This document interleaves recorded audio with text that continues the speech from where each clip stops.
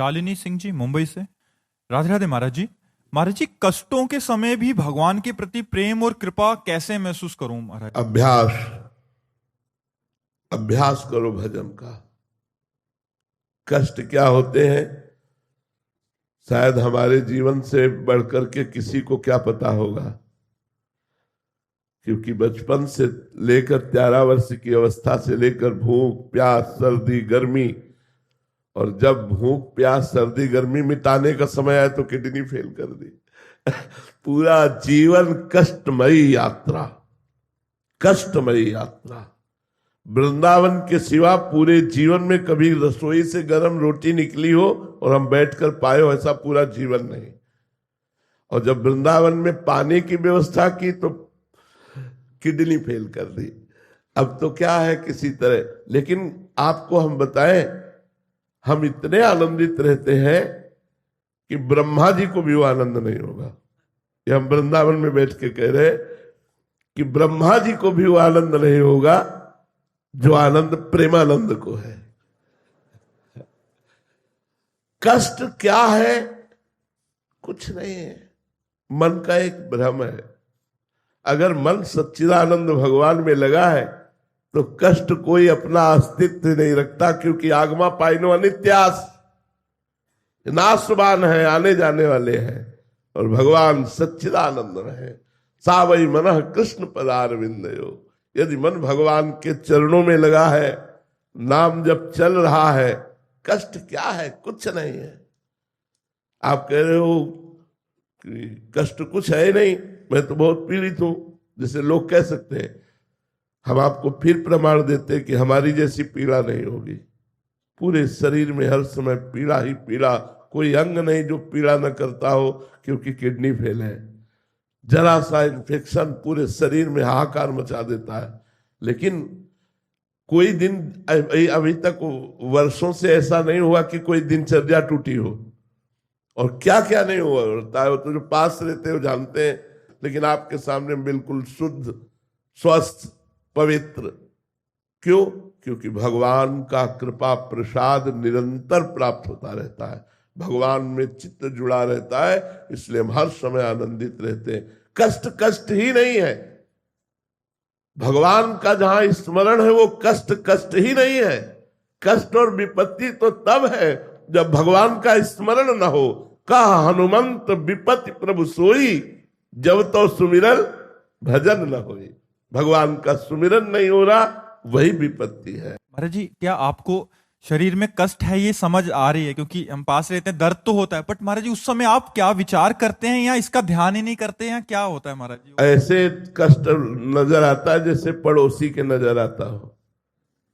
हमको कष्ट ऐसे नजर आता है जैसे पड़ोसी के नजर आता हो। तो हम सुरक्षित हैं, शरीर बीमार है। महाराज ये समझ नहीं आ रही महाराज जी। कैसे समझ में?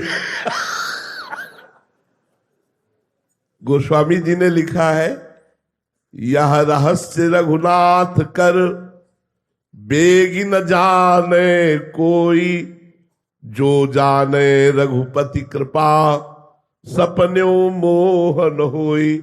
जो भगवान के रहस्य को, अपने स्वरूप को जान जाता है तो वो फिर भ्रमित नहीं होता। इसलिए भयानक से भयानक पीड़ा में भी भगवदानंद बना रहता है। और भगवदानंद के प्रभाव से किंचन मात्र दुख का अनुभव नहीं होता।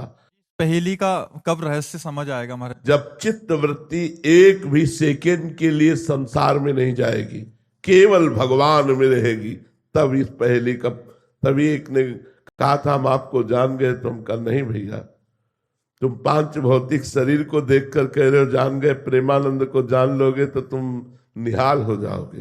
प्रेमानंद को तुमने नहीं जाना, 5 भौतिक शरीर को देखकर तुम कह रहे हो हमें नहीं जाना। हमें जान जाओगे तो निहाल हो जाओगे, निर्विकार हो जाओगे, दुखों का अंत हो जाएगा। महाराज जी आप कौन है?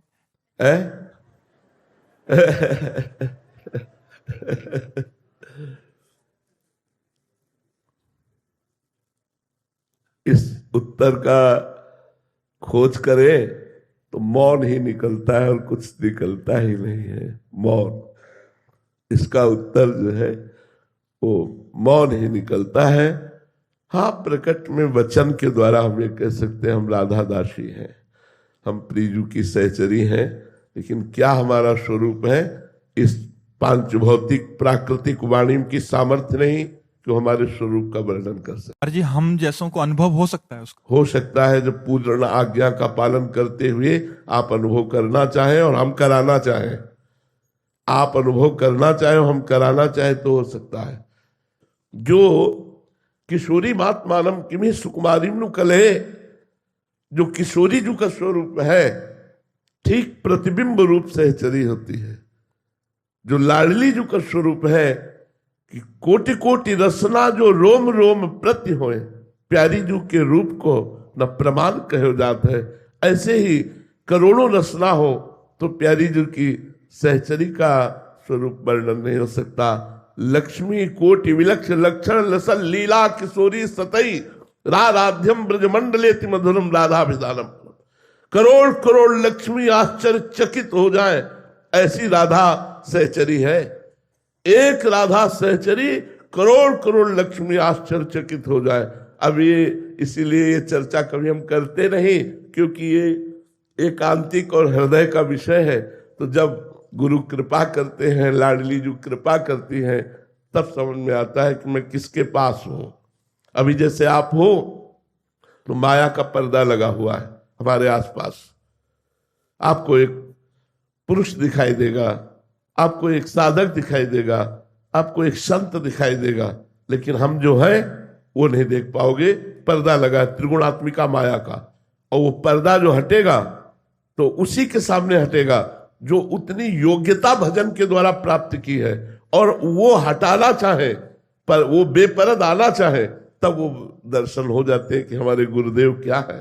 जैसे गुरु के लिए कहा गया साक्षात पर ब्रह्म परमात्मा, गुरु ब्रह्मा गुरु विष्णु गुरुदेव महेश्वरा, गुरु साक्षात पर ब्रह्म तस्मै श्री गुरुवे नमः। कहाँ आप गुरु को साक्षात पर ब्रह्म देख पा रहे हैं? गुरु को एक मनुष्य रूप देख पा रहे हैं। पर ब्रह्म, तो फिर हमें साक्षात्कार किसका करना है? मैं अपने गुरुदेव को देख रहा हूं, पर ब्रह्म को देख रहा हूं।